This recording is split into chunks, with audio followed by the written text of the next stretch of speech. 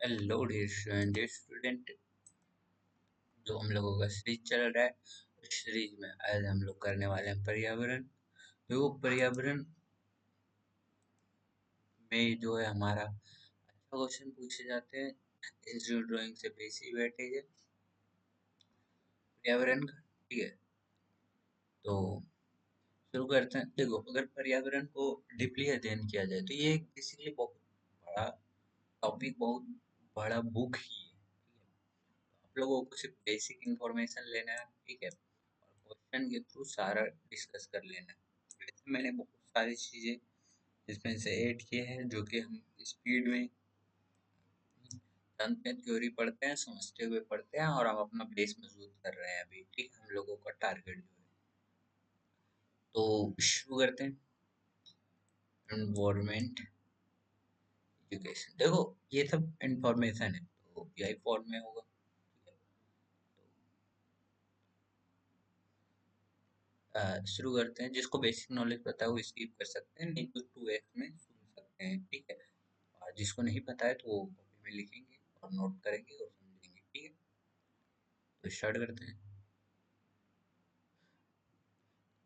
किसी जीव, ठीक है, किसी भी जीवित प्राणी के चारों ओर पाए जाने वाला स्थान या वस्तुएं तथा प्रकृति पर्यावरण कहलाते हैं। मतलब पर्यावरण जैसे कि जो पर्यावरण है, पेड़ पौधे हैं, बगीचे हैं, उनके चारों ओर जो हम लोग होते हैं, जितने भी सामान होते हैं, सभी मिला के पर्यावरण होता है। पर्यावरण का अर्थात पर्यावरण कहाँ से आया है? एनवायरमेंट, एनवायरमेंट शब्द से उत्पत्ति हुई है। ठीक है, एनवायरमेंट या एनवायरोनरे,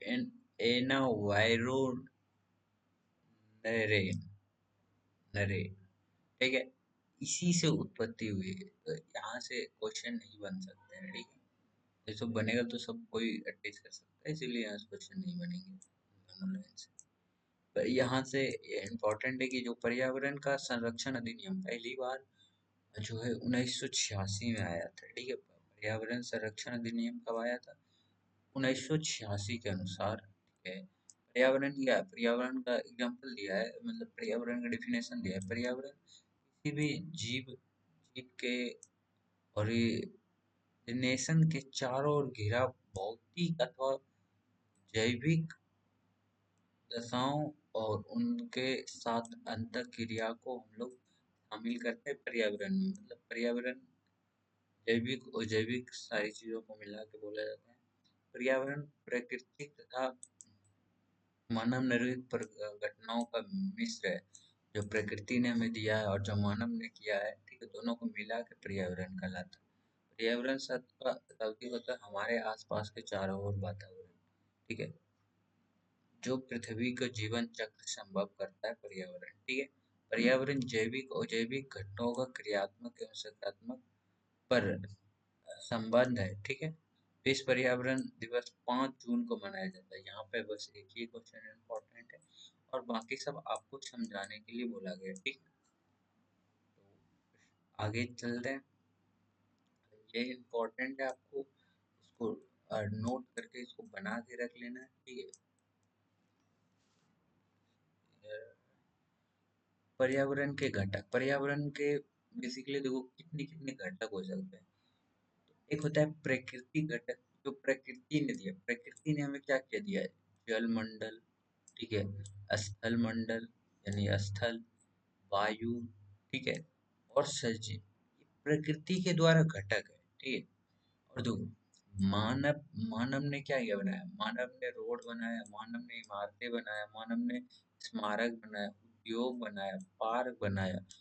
जब ये दोनों मिले, ठीक है, और भी, तो हमारा सभी घटक पर्यावरण होते हैं। जैसे मानव खुद एक पर्यावरण का घटक है। एक व्यक्ति, परिवार, समुदाय, धर्म, शैक्षणिक, आर्थिक, राजनीतिक, ये सब हमारे पर्यावरण के अंदर आते हैं। ठीक है, यही सब को तो मिल के एक पर्यावरण बना। ठीक है, घर बना, गांव बना, शहर बना, और इसको हम पर्यावरण बोलते हैं। पर्यावरण के प्रकार, पर्यावरण के प्रकार में एक हमारा पारिस्थितिकी, इकोसिस्टम। देखो इकोसिस्टम क्या होता है कि इकोसिस्टम में हम क्या करते हैं कि कि पारिस्थितिकी एक ऐसा विज्ञान है जिसमें जीव और उसके वातावरण में आपसी संबंध को इको सिस्टम का, बेसिकली इको सिस्टम क्या होता है। इको, ये क्वेश्चन यहाँ से बनेंगे 100%, ठीक है, में भी आपको मिलेंगे। जीव और उसके वातावरण को आपसी संबंध को पारिस्थितिकी कहलाते हैं, ठीक है। आगे है, सभी जीव अपने वातावरण के साथ एक विशिष्ट तंत्र का निर्माण करते हैं, ठीक है। जैसे हम वातावरण के किस तरह रहते हैं, या फिर जैसे बंदर है वो वातावरण के किस तरह रिलेट करता है, वही उसको ही हमारा इकोसिस्टम ही कहा जाता है, ठीक है, जिसे पारिस्थितिकी तंत्र कहा जाता है। जीव और उसके वातावरण का संबंध ही पारिस्थितिकी कहलाता है। बेसिकली ये ग्रीन लाइन भी यही डिनोट कर रहा है, ठीक है। पारिस्थितिकी तंत्र संकल्प को सबसे पहले एजी ट्रांसले ने दिया था, ये इम्पोर्टेंट है इसका नाम। प्रश्न पूछा जाता है तो प्रश्न, पारिस्थितिकी तंत्र सबसे पहले एजी ट्रांसले ने दिया था, ठीक है। तो पारिस्थितिकी जैविक और अजैविक दोनों को घटकों को मिला के बोला, ठीक है, ठीक है। पारिस्थितिकी एक क्रियाशील इकाई है। क्रियाशील मतलब कि वो हमेशा चेंजेबल होता है, तो हमेशा काम उस पे होते रहता है, क्योंकि जैव और जैविक बीज का दोनों का घटक है, ठीक है। पृथ्वी का सर्वाधिक वृहद पारिस्थितिकी तंत्र जल मंडल है, मतलब बोला जाता है कि जो पारिस्थितिकी है इसका सर्वाधिक सबसे बड़ा एग्जाम्पल क्या है, तो जल मंडल है। जल में बहुत सारे समुद्र, बहुत सारे जीव है, और जल है, उन दोनों को मिला के हमारा बना, ठीक है। तो वही है पारिस्थितिकी प्राकृतिक संसाधन तंत्र, ठीक है। अब है जैव औद्योगिक, ठीक है, जैव प्रौद्योगिकी, बायोटेक्नोलॉजी, ठीक है। बायोटेक्नोलॉजी क्या है यहाँ समझते हैं, थोड़ा सा से क्वेश्चन नहीं आ भी सकते हैं, ठीक है, इंफॉर्मेशन आपको याद रखना है कि जो पर्यावरण जैव प्रौद्योगिकी को, जैव प्रौद्योगिकी की एक शाखा है जिसमें कि हम लोग कोई भी जो चेंजेस होने से बच सकते हैं, जैसे कि किसी भी जाति का अनुवांशिक बचाव कर सकते हैं, नष्ट होने वाला है उसका प्रजाति तो बचाव कर सकते हैं, प्रदूषण को कम कर सकते हैं, प्रदूषण को हटा सकते हैं, नवीनीकरण ऊर्जा को उत्पादित कर सकते हैं, ये हमारा बायोटेक्नोलॉजी के अंतर्गत ये सब आते हैं, होते हैं। इंफॉर्मेशन के लिए था। अब यहाँ इम्पोर्टेंट, पर्यावरण के घटक, पर्यावरण के प्रमुख 3 घटक होते हैं, ठीक है। देखो पर्यावरण, पर्यावरण कई जैव और जैविक एक जटिल समूह है जिसमें पर्यावरण 3 घटक है। पर्यावरण के संगठक, पर्यावरण के 3 संगठक है, जैविक संगठन, भौतिक या अजैविक संगठन और ऊर्जा संगठन, ठीक है। तो ऊर्जा संगठन, ये ऊर्जा का निर्माण ऊर्जा से रिलेटेड है, ये फिर ऊर्जा जो हमारे वातावरण में जो ऊर्जे हैं, ठीक है, उसके बारे में है, ठीक है। जैविक संगठन में, जैविक संगठन में सबसे पहले एक पेड़ पौधा आ गया, और पेड़ पौधा के बाद हम लोग जंतु आ गया, और जंतु के बाद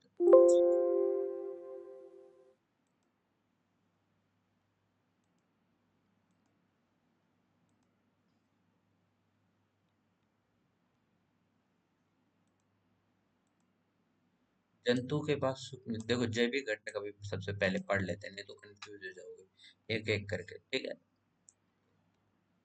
जैविक घटक यहीं पे डिस्कस कर लेते हैं। देखो जैविक घटक में हमारा जितने भी जीव आते हैं, जिंदा चीज है उसको सब जैविक घटक में जाता है, जैसे पेड़ पौधा जैविक है, आदमी, जानवर, कोई भी जानवर, सूक्ष्म जीव, छोटे छोटे जीव जैविक में। जैविक मतलब जो जीवित है। भौतिक यानी अजैविक मतलब जो मृत्यु है, जैसे कि स्थल, मिट्टी, ठीक है, वायु, अब मृत्यु है, ठीक है, जल, ये मतलब अजैविक कंपाउंड है जिसमें जीवन नहीं है, ठीक है, लेकिन ये भौतिक कंपाउंड जीवन जीने के लिए मदद करते हैं, ठीक है। अजैविक कंपाउंड पहले पादप आता है, पादप में जितने भी सारे पेड़ पौधे होते हैं वो आ जाते हैं, जंतु में जितने भी एनिमल आते हैं वो आ जाते हैं, सूक्ष्म जीव में छोटे छोटे जैसे कवक, फंगी, बैक्टीरिया, ये सब चीजें आते हैं। सूक्ष्म जीव मृत पेड़ पौधे, जंतुओं और जैविक पदार्थों को सड़ाकर गलाकर वियोजित कर देते हैं, ठीक है? मतलब वो सड़ाकर गलाकर वियोजित कर सकते हैं। इस वियोजन की प्रक्रिया के दौरान ये अपना आहार भी ग्रहण कर लेते हैं, मतलब नष्ट करके, और एक मतलब जटिल कार्बनिक यौगिक को सरल कार्बनिक यौगिक में बदल देते हैं। ये वाला लाइन जो है ना, मोस्ट इम्पोर्टेंट है, 100% पूछने का चांसेस है, ठीक है। लाइन आने का चांस है कि सूक्ष्म जीव का काम क्या होता है कि जो पेड़ पौधे सड़ जाते हैं उसको जटिल कार्बनिक यौगिक को सरल कार्बनिक यौगिक में बांटते हैं। सूक्ष्म जीवी के मुख्यतः 4 भागों में बांटा गया है। पहला एक हमारा बैक्टीरिया होता है, दूसरा कवक होता है, प्रोटोजोआ होता है, चौथा कुछ शैवाल आते हैं, ठीक। सभी नाम इम्पोर्टेंट। सूक्ष्म जीव एक कोशिकीय या बहुकोशिकीय हो सकते हैं, ये बायोलॉजी का है, ठीक है। तो भोजन प्राप्त करने की पद्धति के आधार पर जैविक घटकों को 3 तरीके में विभाजित किया गया है। भोजन करने के हिसाब से, भोजन खाने के हिसाब से, हम क्या क्या खाते हैं उसके हिसाब से, ठीक है। 3 तरह के में बांटा गया। पहला है उत्पादन, प्रोडक्ट, दूसरा है उपभोक्ता, कंज्यूमर, ठीक है। कंज्यूमर के अंदर यही सब आते हैं, ठीक। और तीसरा है अपघटक। अपघटक पहला देखो, उत्पादक जो पेड़ पौधे होते हैं, मतलब प्रोड्यूस किए, उत्पादक किए। दूसरा उनको खाने वाला हो गया। तीसरा खाने के बाद वो मर जाता है तो उसको अपघटित करने वाला हो गया, ठीक है। शुरू से पढ़ते हैं, देखो उत्पादकता यानी कि जो उत्पाद करे, जैसे कि उत्पादकता, जैसे हरे पेड़ पौधे होते हैं ये उत्पादकता कहलाते हैं, ठीक है। हरे पेड़ पौधे उत्पाद, जो उत्पाद करते हैं, जो जैसे कि जो अपना भोजन स्वयं करते हैं, स्वयं बनाते हैं, प्रकाश संश्लेषण में जो है अपना भोजन ग्रहण करते हैं, अपना भोजन स्वयं बनाते हैं, उसको उत्पादकता कहलाते हैं, ठीक। अब होते हैं उपभोक्ता, कंज्यूमर, जो उपभोक्ता को खाता है, जो भोजन के लिए सीधे उपरोक्त रूप एक दूसरे पे या पेड़ पौधे पे आश्रित होते हैं, उसको उपभोक्ता कहलाते हैं। जो दूसरे पे और पेड़ पौधे पे आश्रित हो उसको उपभोक्ता कहलाते हैं। उपभोक्ता स्वयं अपना भोजन नहीं बनाते हैं, यह किसी परपोषी पर डिपेंड करते हैं। जंतु अथवा मानव उपभोक्ता है। उपभोक्ता भी 3 तरह के, प्रथम उपभोक्ता, द्वितीय उपभोक्ता, तृतीय उपभोक्ता। हम उपभोक्ता प्राइमरी कंज्यूमर, ऐसे जंतु जो पौधे पौधे या भोजन के लिए पौधे पे, ठीक है, प्राथमिक उपभोक्ता कहलाते हैं। देखो पौधे पे कौन, पेड़, बकरी, टिड्डा, हाँ ये सब शाकाहारी है और ये सब पेड़ पौधे पे डिपेंड रहते हैं, ठीक है, भोजन के लिए।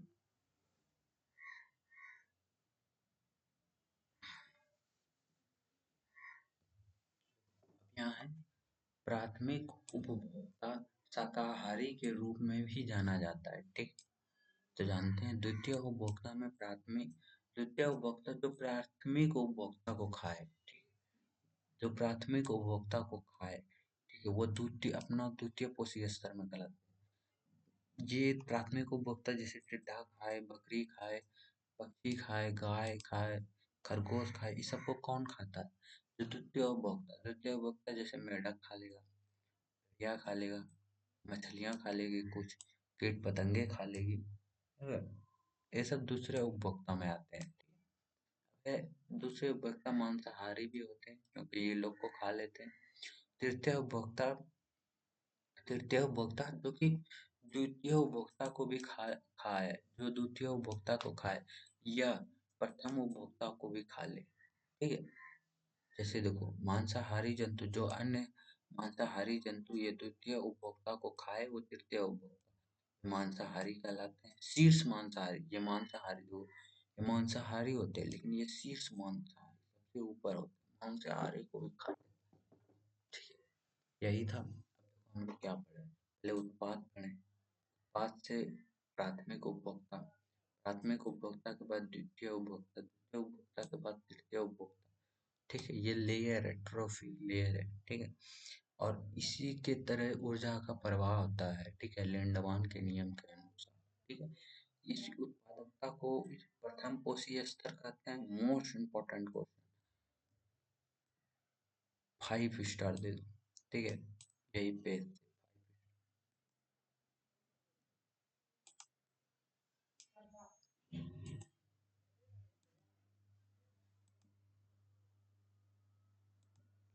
देखो, उत्पादकता को प्रथम पोषी स्तर रखते हैं। उत्पादकता में पादप आते हैं, जितने भी पेड़ पौधे, ठीक है, जैसे वृक्ष हो गया, घास हो गया, पादप प्लावन हो गया, पद प्लावन हो गया, ये वृक्ष का नाम है। ठीक है, ये सब क्या करते हैं कि अपना भोजन स्वयं बनाते हैं और ये प्रथम पोषी स्तर पे आते हैं, प्रथम पहली पोषी स्तर पे आते हैं। ठीक है। अब इसको जो खाएगा, जैसे इसको कौन प्रथम पौधे, उस घास पौधे को कौन खाता है? ठीक है, बकरी खाती है, गाय खाती है, टिड्डे खाते हैं, जंतु प्लवन खाते हैं। ये दूसरे पोषी स्तर में हो सकता है, दूसरे पोषी स्तर पेड़ पौधे को खाता है, इसीलिए दूसरे पोषी स्तर को शाकाहारी कहते हैं। ठीक है, इसे और दूसरे, देखो, उत्पादकता, तो उत्पादकता के बाद प्रथम उपभोक्ता होता है। देखो, एक जो मतलब कि जो बनाया, जो बनाएगा उसको उत्पादकता कहलाएंगे, लेकिन प्रथम उपभोक्ता कौन होगा? जो उत्पादकता को खाए। ठीक है, तो यहाँ पे थोड़ा सा हमसे मिस्टेक हो रहा था और हमने फिर से कॉल करके सही कर दिया। ठीक है, प्रथम उपभोक्ता वही है जो कि उत्पादकता को खाए, जैसे कि पेड़ भेड़, बकरी, टिड्डा, घास, ये इसको खाएगा। और टिड्डे, बकरी और घास को कौन खाएगा? ये खाएगा। तो पहला उत्पादकता हो गया, जैसे पेड़ पौधे हो गया। ठीक है, पेड़ पौधे हो गया। अब पेड़ पौधे को खाया बकरी, और फिर इसको खाएगा ये, तो ये पेड़ पौधा को उदारकता नाम दे दिए, और बकरी गाय को प्रथम उपभोक्ता नाम दे दिए।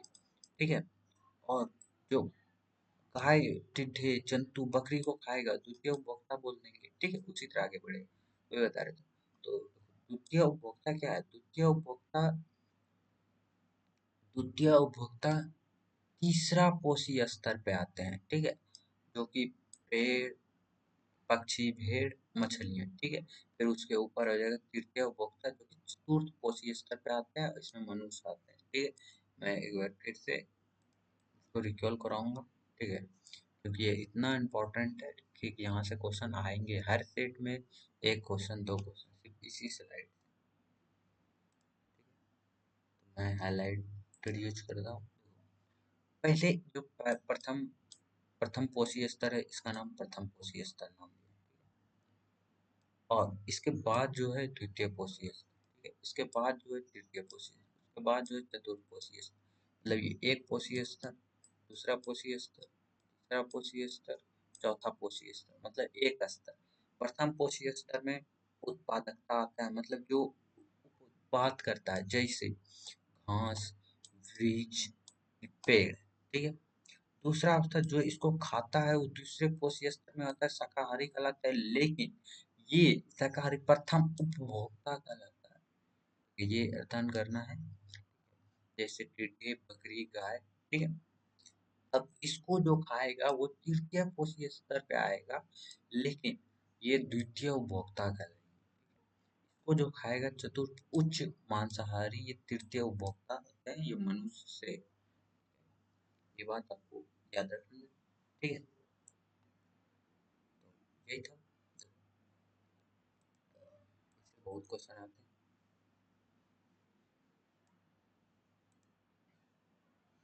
पोषी स्तर, जैसे यहाँ पे देखो, प्रथम पोषी स्तर, क्या नाम है? प्रथम पोषी स्तर को उत्पादकता कहलाते हैं। द्वितीय पोषी स्तर को प्रथम उपभोक्ता कहते हैं।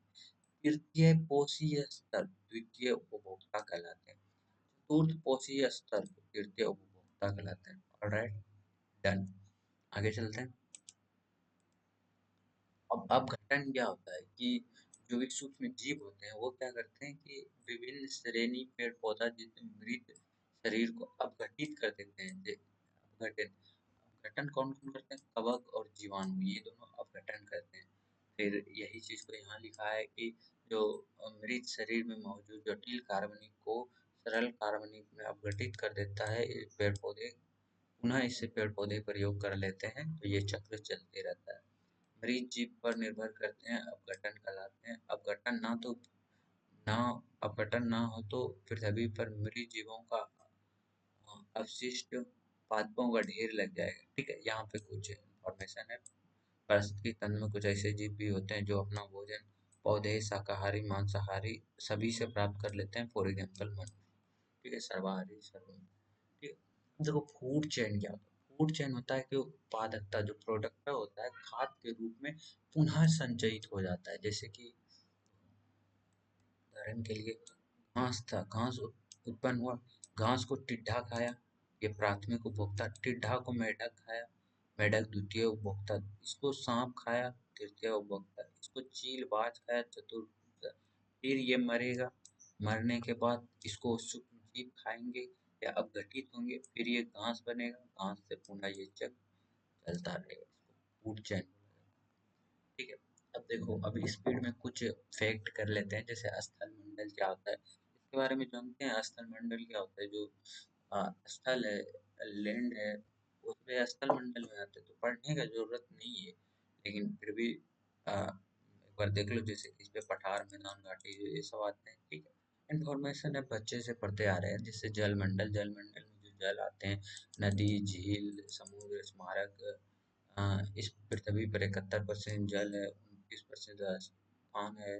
ठीक है, यही है। ठीक। अब है वायुमंडल। इसमें ये वायुमंडल इम्पोर्टेंट हो जाता है, क्यों?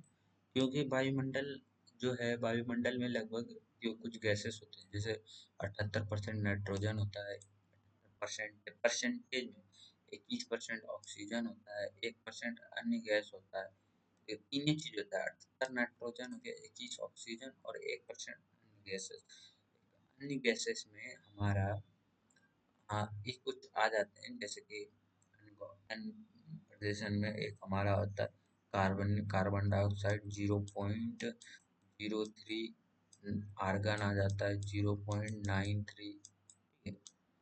जैसे यहाँ लिस्टेड है। ठीक है, एनसीईआरटी में दिया है तो पढ़ना पड़ेगा। ठीक है। Nitrogen N2 78.8%, oxygen O2 20.95, argon AR 0.93, carbon dioxide 0.36, neon 0.022%।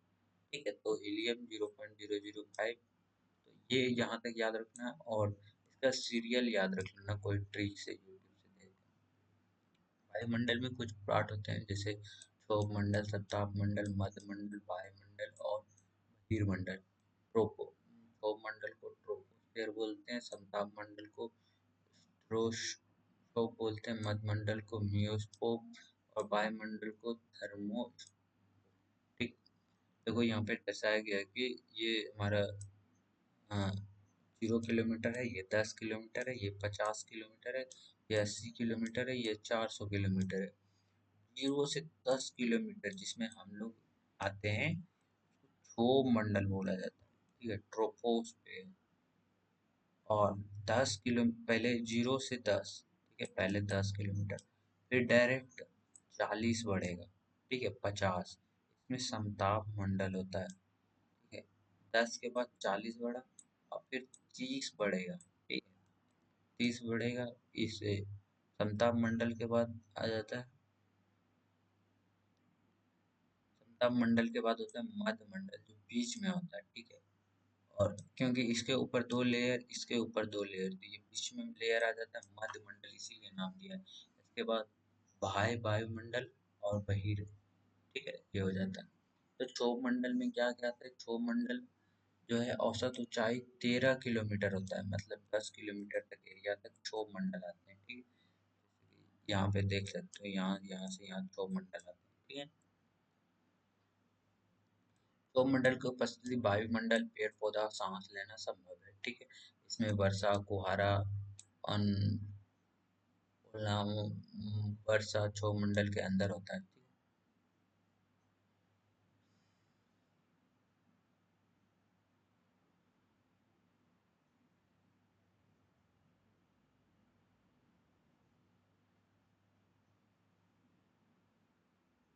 हाँ, तो इसमें ये वाला लाइन सिर्फ इम्पोर्टेंट है। ठीक है, सौरमंडल की ऊंचाई जैसे बढ़ेगा, साथ साथ तापमान में कमी होगा। जैसे हम लोग ऊपर जाएंगे, तापमान में कमी आएगी, यही चीज यहाँ पे लिखा है। ठीक है, दूसरा है समताप मंडल। समताप मंडल ये वाला हो गया। ठीक है, समताप मंडल 10 से 50 किलोमीटर, 50 किलोमीटर तक ऊंचाई तक समताप मंडल होता है। और बाकी आप ये इंफॉर्मेशन पढ़ लेंगे। ठीक है, क्योंकि ये बचपन का चीजें हैं, हम इसको रिकॉल कर रहे हैं। ठीक है, आपको कोई भी टीचर पूरा यूट्यूब पे जो आपको ये पढ़ाएगा, ये चीज़ नहीं पढ़ाएगा। ये चीज़ हम इसलिए पढ़ा रहे हैं क्योंकि रिकॉल पूरा बेसिक से ही किया जाता है, ठीक है? तो आप देख लेना, ये सब चीज़ और क्वेश्चन में तो ये सब चीज़ें रहते ही रहते हैं। मध्य मंडल आ जाएगा जो बीच में 50 से 80 में आ जाएगा, ठीक है? और 50 से 80 तक होता है। और मध्य मंडल की प्रत ऊंचाई के साथ साथ तापमान में कमी होता है, और 80 किलोमीटर की ऊंचाई तक पहुंचने पर यह 100 डिग्री हो जाता है।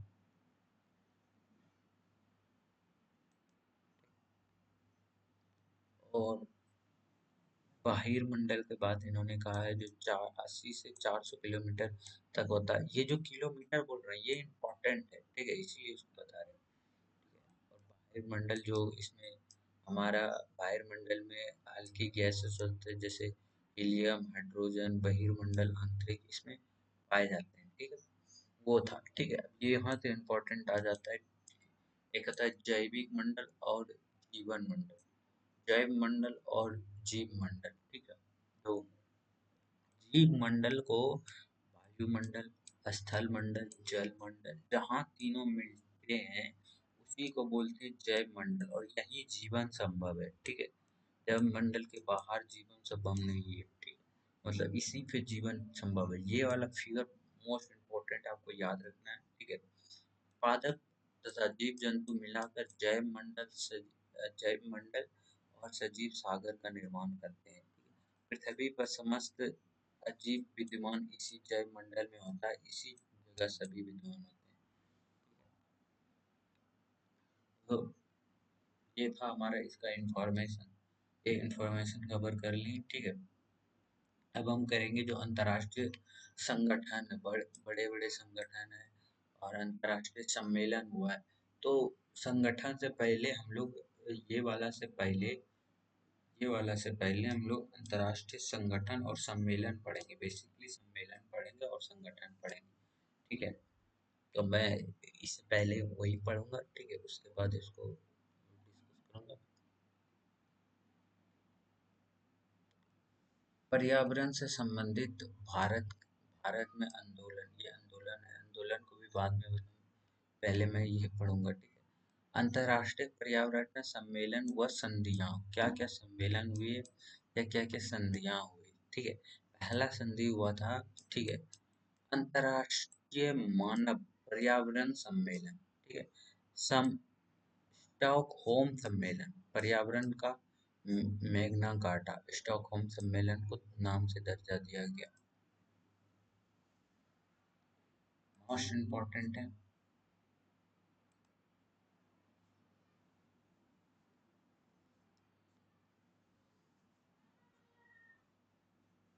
आ,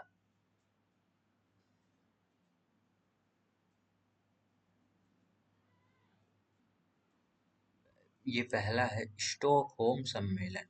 स्टॉकहोम सम्मेलन को पर्यावरण का मैग्ना कार्टा के नाम से जाना जाता है। स्टॉकहोम सम्मेलन को पर्यावरण का मैग्ना कार्टा के नाम से जाना जाता है। 1972 में हुआ था, ठीक है। संयुक्त राष्ट्र पर्यावरण में इसका दुकान है। इसमें जो है एक चीजें ये हो गए, 5 जून को विश्व पर्यावरण दिवस मनाया जाता है, ठीक है, इसी के उपलक्ष्य पे। और इसमें क्या हुआ था, संयुक्त राष्ट्र पर्यावरण कार्यक्रम का स्थापना हुआ था, ठीक है। और विकास एवं पर्यावरण से संबंध में है। विकास और पर्यावरण के मध्य संघर्षों पे काम करता है, ठीक है, यही प्रशासनिक क्रियाविधि, यही है स्टॉकहोम सम्मेलन। याद रखेंगे मैग्ना कार्टा कहा जाता है इसे। पर्यावरण का 1972 में हो गया। इसमें 5 जून की 5 जून मनाने की रीति आई, मतलब अंतर्राष्ट्रीय यहीं से आई, ठीक है। दूसरा है लंदन सम्मेलन 1974 में हो गया। पहला इम्पोर्टेंट है, ये वाला इम्पोर्टेंट है। लंदन सम्मेलन समुद्री पर्यावरण की सुरक्षा हेतु कभी कभी पूछे जाते हैं। हेलसिंकी सम्मेलन 1975 समुद्र के चारों ओर निरंतर प्रतिषेध करना, ठीक है। यूरोपीय वन्य जीव व प्राकृतिक निवास क्षेत्र संरक्षण 1989 में 1979 में, ठीक है। प्रजाति संरक्षण में केंद्रित है, में वियना सम्मेलन, ये इम्पोर्टेंट है, ठीक है। वियना सम्मेलन पूछा ही जाता है, 5 स्टार से भी एक ही क्वेश्चन पे लगा लो। वियना सम्मेलन 1985 में हुआ था। ओजोन स्तर का संरक्षण है, और ये भी पूछा जाता है। मॉन्ट्रियल सम्मेलन, ठीक है, ये भी इम्पोर्टेंट है, 5 स्टार इसमें भी लगा दो। मॉन्ट्रियल सम्मेलन जो है 1987 में हुआ था। ओजोन परत के बचाव के लिए पहला अंतर्राष्ट्रीय समझौता 16 सितंबर को हुआ था, इसीलिए इसे मॉन्ट्रियल प्रोटोकॉल भी बोला जाता है, और 1987 में हुआ था। और ओजोन दिवस भी 16 सितंबर को इसी के उपलक्ष्य में मनाया जाता है, ठीक है। और यहाँ ओजोन स्तर का संरक्षण के लिए वियना सम्मेलन हुआ था, और मॉन्ट्रियल सम्मेलन ओजोन को बचाने के लिए पहला अंतर्राष्ट्रीय समझौता था। रियो सम्मेलन, ये भी मोस्ट इम्पोर्टेंट है, 5 स्टार इसको भी दिया जाएगा। रियो सम्मेलन 1992 में होता, पर्यावरण का विकास के लिए, विकास, रियो पर्यावरण का विकास करेगा, रियो, ठीक है। और है पृथ्वी सम्मेलन, जो है पृथ्वी, इसको जो रियो सम्मेलन को पृथ्वी वन सम्मेलन के भी जाना जाता है। और अंतर्राष्ट्रीय सहयोग, इसमें अंतर्राष्ट्रीय जो है पर्यावरण विकास के लिए अंतर्राष्ट्रीय सहयोग इन्होंने इससे रिलेटेड है, ठीक है, पृथ्वी सम्मेलन। और रियो सम्मेलन को एजेंडा 21 को स्वीकृति मिली, ठीक है। जब रियो सम्मेलन को पृथ्वी सम्मेलन भी, पृथ्वी वन सम्मेलन भी बोला जाता है। एजेंडा 1 की स्वीकृति हुई, ये हमारा कॉमन लाइन है, पूछा ही जाता है, ठीक है। जलवायु परिवर्तन पर संयुक्त राष्ट्र फ्रेमवर्क कन्वेंशन यूएनएफसीसी का जन्म यहीं से हुआ जाता है, ठीक है। यूएनएफसीसी का जन्म पृथ्वी वन सम्मेलन से हुआ, ये रियो सम्मेलन से हुआ, ठीक है, दोनों एक ही नाम है। अब है नैरोबी घोषणा पत्र, ये भी 1 स्टार इसमें, ठीक है। पूछे जाते कभी कभी। नैरोबी सम्मेलन जो है 1997 में अंतर्राष्ट्रीय संधियों और प्रभावकारी क्रियान्वयन है, ठीक है। कोटा सम्मेलन, ठीक है, 5 प्लस स्टार इस पे डाल दो, क्योंकि ये पूछा ही जाता है। क्योटो सम्मेलन जो है, क्योटो प्रोटोकॉल COP3 के अंदर आता है, ठीक है। COP3 मतलब क्योटो प्रोटोकॉल को नाम से जाना जाता है, 1997 में हुआ था। ग्रीन हाउस गैस की पहचान और भूमंडलीय ताप को कम करना, और 1990 में स्तर में 5% कटौती करना, ये इसका टारगेट था इसे, ठीक है। ये कॉप 3 के अंदर आता है। कॉप 3 में ग्रीन हाउस गैस जो है, ग्रीन, ये भी पूछा सकता है, ग्रीन हाउस गैस की पहचान, ठीक है, भूमंडलीय ताप को कम करना, ये तीनों इसके लक्ष्य थे, और तीनों इसमें बात किए गए थे कॉप 3 या क्वार्टर सम्मेलन में, ठीक है। मलमो घोषणा पत्र 2000 में हुआ था। पर्यावरण संरक्षण का निजी क्षेत्र से भूमिका होता है। इन्फेंट्रा डबलिन 2000 में हुआ था। पर्यावरण सूचना का विस्तार हुआ। और आगे है पृथ्वी 2 सम्मेलन, ये भी हमारा इम्पोर्टेंट है। अभी मैं, लैपटॉप का चार्ज खत्म हो गया तो चार्ज में।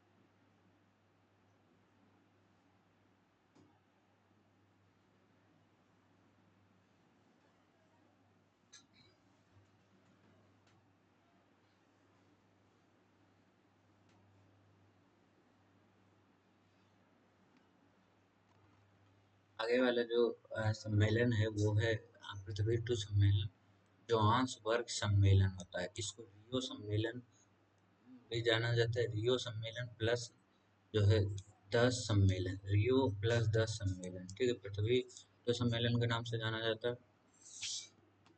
और 2002 में हुआ था। 17 में जो है ये मोस्ट इम्पोर्टेंट 5 स्टार है। इस सतत विकास पर विशेष बल दिया गया रियो सम्मेलन में। ठीक है। और रियो पृथ्वी टू सम्मेलन के भी नाम से जाना जाता है। विश्व का एजेंडा कोष की स्थापना हुई, विश्व में एजेंडा कोष की स्थापना हुई थी। और मॉन्ट्रियल सम्मेलन ये भी इम्पोर्टेंट है।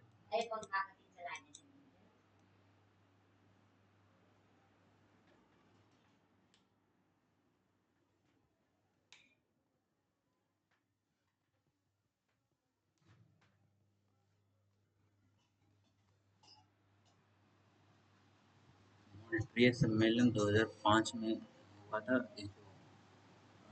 पांच में विकास देश शामिल थे। 2012 में ग्रीन हाउस गैसों पर उत्सर्जन को कम करने के लिए 1990 में स्तर तक लाया था। ठीक है। मॉन्ट्रियल सम्मेलन इसीलिए इम्पोर्टेंट है, 2005 में आया था। ठीक है। आगे चलते हैं। ये है बाली सम्मेलन। ठीक है। बाली सम्मेलन, इसको कॉप 13 के नाम से जाना जाता है। 2007 में ग्रीन हाउस गैसों का उत्सर्जन की दर को 2050 से वर्ष 2000 तक स्तर पर लाने की प्रस्ताव कार्बन प्रदूषण को समाप्त करना था। ठीक है। और ये इम्पोर्टेंट। ठीक है। कोपेनहेगन सम्मेलन या कॉप 15 सम्मेलन, ठीक है, 2009 में हुआ था। विकसित और औद्योगिक राष्ट्र 2020 तक ग्रीन हाउस गैस को उत्सर्जन में भारी कटौती करने या कम कार्बनिक अर्थव्यवस्था जो है कार्बन लोहे की परिकल्पना करना। ठीक है, इसमें आता है। कान पुना सम्मेलन 2010 में आया था। हरित जलवायु कोष से संबंधित है। कॉप 16 जो है स्थापित करने के लिए इसको लाया गया था। ठीक है। डरबन सम्मेलन जो है कॉप 17 2011 में डरबन सम्मेलन डरबन प्लेटफॉर्म द्वारा लाया गया था।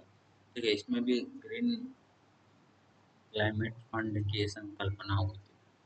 दोहा सम्मेलन कॉप 18 के नाम से जाना जाता है। इसमें क्लीन सीएमडी यानी क्लीन डेवलपमेंट या मैकेनिज्म के अंतर्गत प्रदूषण को घटाने की प्रयास किया गया था। वर्षा सम्मेलन कॉप 19, वर्षा सम्मेलन को कॉप 19 के नाम से जाना जाता है। 2013 में तक ग्रीन क्लाइमेट फंड बनाने की करनी है।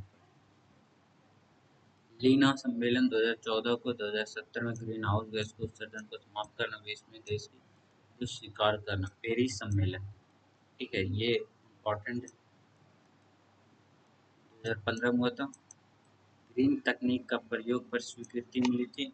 रियो प्लस 20 सम्मेलन 2022, रियो 20 सम्मेलन पृथ्वी सम्मेलन को 1992 के 20 वर्ष बाद ब्राजील रियो जेनेरियो में हुआ था, जो कि 2012 में पृथ्वी सम्मेलन में संपन्न हुआ और कहा गया इस थीम को हरित अर्थव्यवस्था के नाम से जाना जाता है। एक प्रोटोकॉल है जहाँ से क्वेश्चन हमारे एग्जाम में आते हैं, प्रोटोकॉल जान लेते हैं। नियोगा प्रोटोकॉल 50वें अनुसंधान मिलाने में 90वें दिन 2 अक्टूबर 2014 को लागू किया गया था। इसका उल्लेखित अक्टूबर 2012 में हैदराबाद कॉप 11 में आयोजित किया गया था। याद तो सभी रखना है, लेकिन इस लाइन पर लाइन करना है। प्रोटोकॉल लागू होने के लिए अध्यक्ष के रूप में भारत द्वारा प्रयास किए जाने, भारत ने 9 अक्टूबर 2012 को नया नयोगा प्रोटोकॉल में समर्थन किया। ये इम्पोर्टेंट है।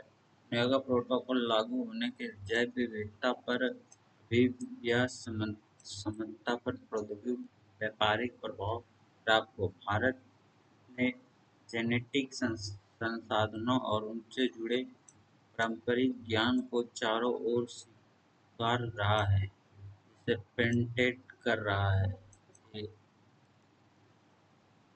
एक और है कि जैव विविधता के चारों ओर रोकना और घरेलू प्रयास के रूप में जैव विविधता अधिनियम 2002 लागू हुआ था। वो मॉन्ट्रियल प्रोटोकॉल के अंतर्गत लागू हुआ था। ठीक है।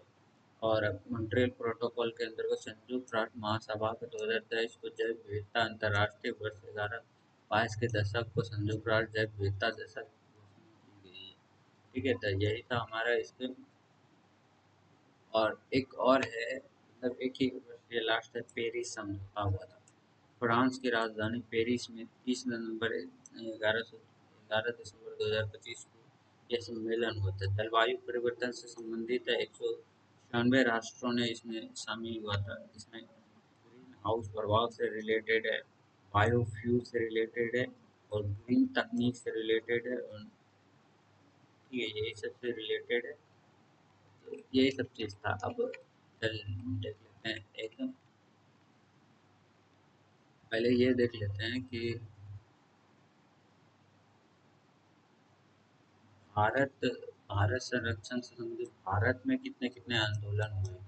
ठीक है, पहला आंदोलन था, यहाँ से क्वेश्चन आते हैं भाई, चिपको आंदोलन से बेस से यहाँ से क्वेश्चन आते हैं। ठीक है, विश्नोई आंदोलन, विश्नोई भारत का एक धार्मिक संप्रदाय है। विश्नोई आंदोलन राजस्थान से शुरू हुआ था, ये क्वेश्चन इम्पोर्टेंट है। ठीक है, राजस्थान से हुआ था। श्री गुरु जम्मेश्वर की बहनोई पंथ पंथ का संस्थापक माना जाता है जम्मेश्वरन। ठीक है, जिन्हें जम्मू भोजी नाम से जाना जाता है। बिश्नोई संप्रदाय के संस्थापक ने अनुयायियों ने 29 नियम दिए। अमृता देवी ने बिश्नोई आंदोलन को आगे बढ़ाया। अमृता देवी राजस्थान सरकार द्वारा पर्यावरण पुरस्कार दिया गया। ठीक है, ये था। दूसरा है चिपकोलो आंदोलन, ये उत्तराखंड राज्य से किसानों के ब्रिज को कटने के विरोध में था। और सुंदरलाल बहुगुणा और चंडी प्रसाद भट्टा चिपको आंदोलन से संबंधित है, ये नाम आता है। सुंदरलाल बहुगुणा तो सब लोग जानते हैं, चंडी प्रसाद भट्टा भी अच्छे नाम है। अपिको आंदोलन ये भी इम्पोर्टेंट है। अपिको आंदोलन चिपको आंदोलन की तरह पर्यावरण संरक्षण के लिए एक क्रांतिक आंदोलन था। उत्तर का चिपको आंदोलन दक्षिण के चिपको आंदोलन के रूप में उभरकर सामने आया। चिपको आंदोलन 1983 में कर्नाटक के उत्तर कन्नड़ के रूप में शुरू हुआ। साइलेंट वैली आंदोलन केरल के शांत घाटी में अपनी घनी जैव विविधता के लिए मशहूर थे। साइलेंट वैली आंदोलन केरल के पलक्कड़ जिले में सदाबहार उष्णकटिबंधीय वनों को कुटी-पुछ नदी पर बनाई जल विद्युत परियोजना के विरोध में था। सरकार ने 1985 में साइलेंट घाटी पर राष्ट्रीय आरक्षित वन की घोषणा कर दी। जल बचाओ आंदोलन, नेक्स्ट है जल बचाओ आंदोलन। जल बचाओ आंदोलन 1980 में बिहार से शुरू हुआ था।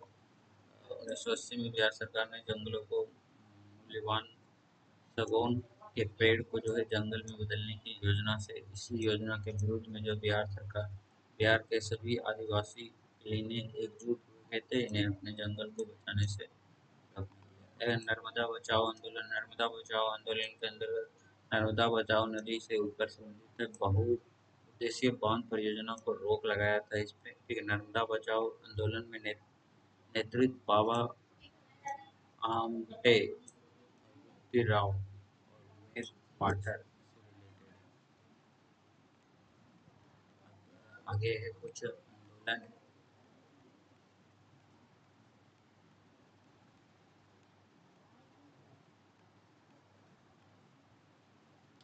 पहला है यूएनईपी। यूएनईपी का मतलब होता है कि United Nation Environment Programme. UNEP संयुक्त राष्ट्र पर्यावरण संघ। यूएनईपी का मुख्यालय नैरोबी में है। पहला विश्व पर्यावरण 5 जून को 1974 में मनाया जाता है। प्रत्येक वर्ष पर्यावरण 5 जून को यहीं से मनाया गया यूएनईपी। ठीक है, दूसरा है आईयूसीएन। आईयूसीएन अंतर्राष्ट्रीय प्राकृतिक संरक्षण आईयूसीएन के अंतर्गत आता है।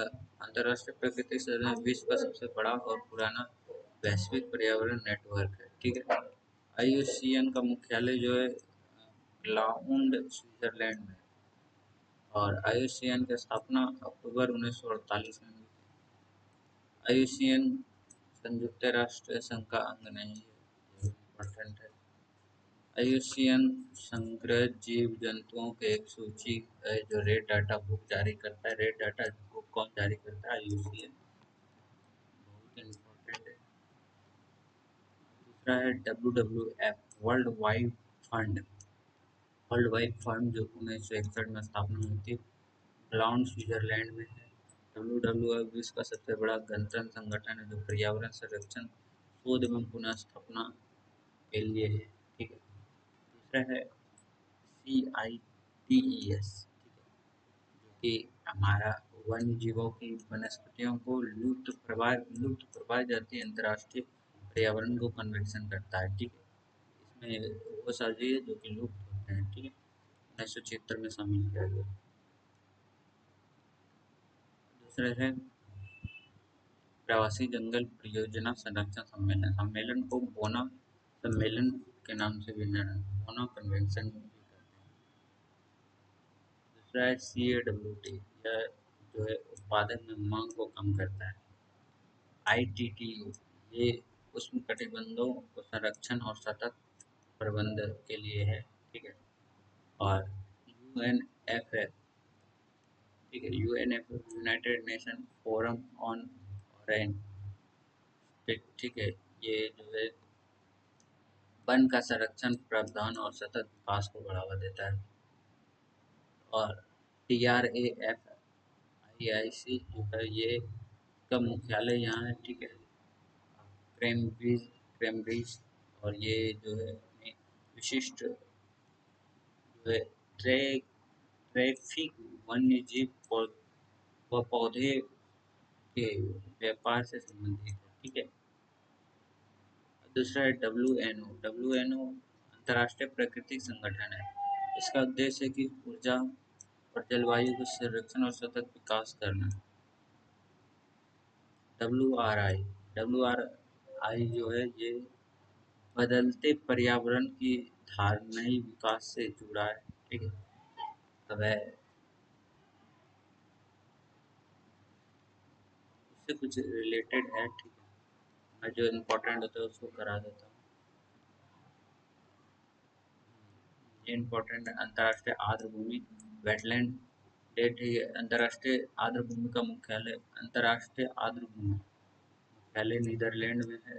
रामसर संधि से संबंधित संगठन अंतर्राष्ट्रीय भूमि आर्द्र भूमि दिवस मनाएगा। और है आगे ग्रीन पीस, ये भी इम्पोर्टेंट है। ग्रीन पीस का स्थापना 1971 में नीदरलैंड। और पर्यावरण, यह केवल पर्यावरण संरक्षण नहीं है, इसमें जो है समुद्र संरक्षण, जंगल को बढ़ावा देना, ये सब शामिल है। ये चैप्टर हमारा कंप्लीट। एक और है अम्ल वर्षा।